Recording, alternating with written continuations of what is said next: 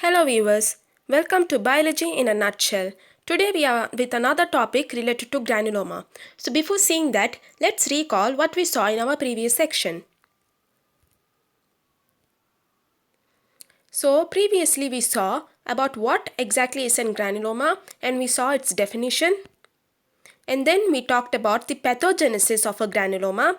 We also spoke about the sequence of evolution of a granuloma, which involves primarily three steps. First one, engulfment by macrophages. Second one, something to deal with CD4 plus T cells. And the third one has got to deal with cytokines. And that's how our class ended last. Now, let's see about the composition of a granuloma. Today we are going to deal about the composition of a granuloma. So, the composition of a granuloma primarily consists of epithelioid cells, multinucleate giant cells, lymphoid cells, and it also has something to do with necrosis and fibrosis. Let's see each of them step by step. So the first one, epithelioid cells. What exactly is an epithelioid cell? We also saw in our previous sections that epithelioid cells are nothing but a modified form of a macrophage, right? So these epithelioid cells are called epithelioid cells because it has some similarity to epithelial cells. Since it looks so much like epithelial cells, these modified macrophages are called as epithelioid cells. And when we see about the morphology of epithelioid cells, they have a nuclear chromatin which is vesicular. What do you mean by vesicular? Vesicular means it is not so much dense. Okay, it is very light in dense. So it is called as a vesicular chromatin, and since it is not very dense, it will be lightly stained when viewed under microscope. Then let's see about the cytoplasm of an epithelioid cell. First we saw about its nucleus, nuclear chromatin. Now let's see about its cytoplasm. Cytoplasm is abundant in an epithelioid cell and it will be pale stained. Okay? Remember, the nuclear chromatin will be vesicular and lightly stained, whereas the cytoplasm will be abundant and pale stained. And when you see under microscope, you can see some hazy outlines.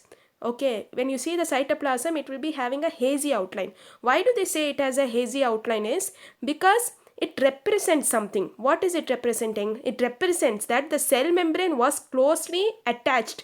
Opposed means it was attached to the adjacent cells.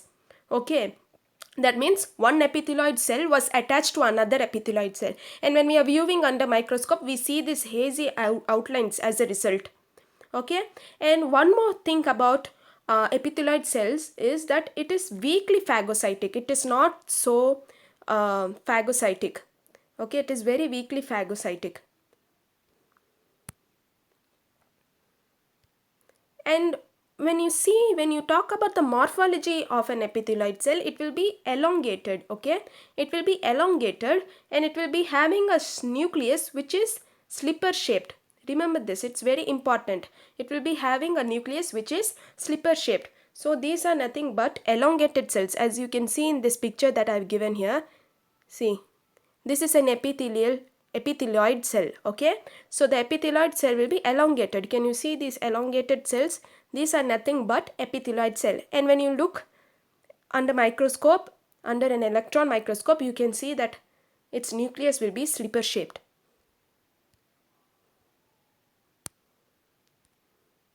Now coming to multinucleate giant cells.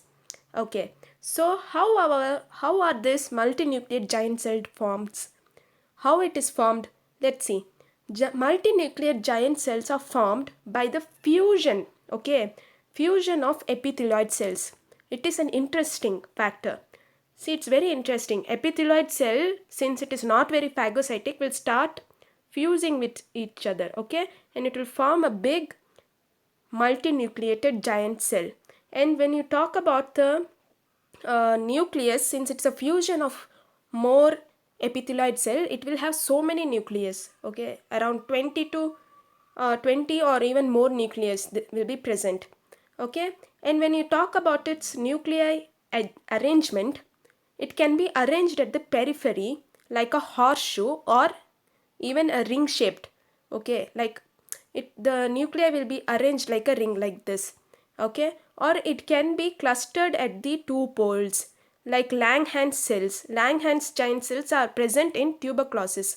Okay, tuberculosis also has granuloma, and when you see tuberculosis granuloma, you can see Langhans giant cells present. In Langhans giant cells, the uh, nuclei will be clustered like this here in this place and this place.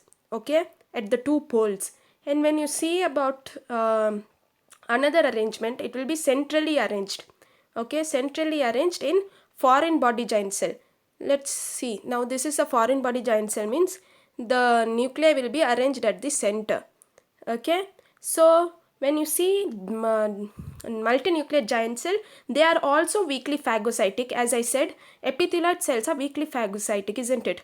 So they are also weakly phagocytic as epithelioid cells, but unlike epithelioid cells, they secrete some products, secretory products, which help in the elimination of the foreign body.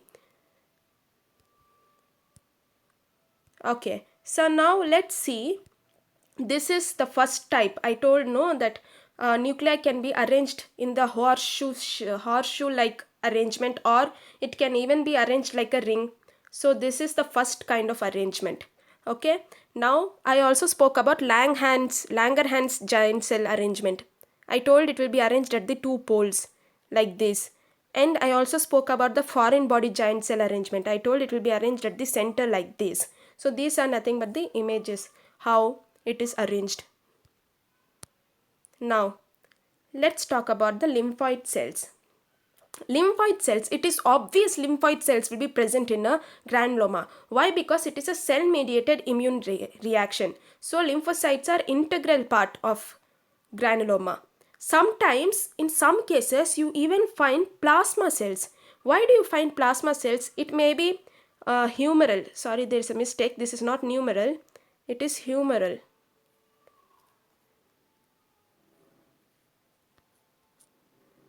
Humoral immune response.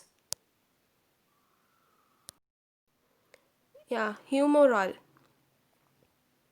This is O. Humoral.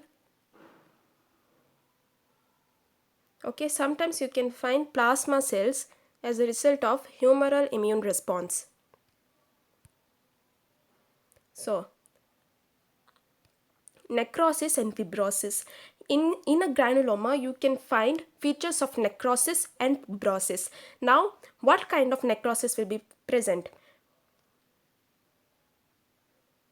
Caseation necrosis will be present, okay, like in the case of TB. In TB, you will mostly find caseation necrosis. Why is it called as caseation necrosis? Because of its cheese-like appearance, it is called as caseation necrosis. And fibrosis is also a feature of granuloma, because I told in the previous section that fibroblasts are also released. So fibrosis is also an integral part of granuloma. So that's it for today, guys. Thank you. If you enjoyed watching this video, and if you're more keen to know more biology topics, please make sure that you press the subscribe button, like and comment below. Thank you.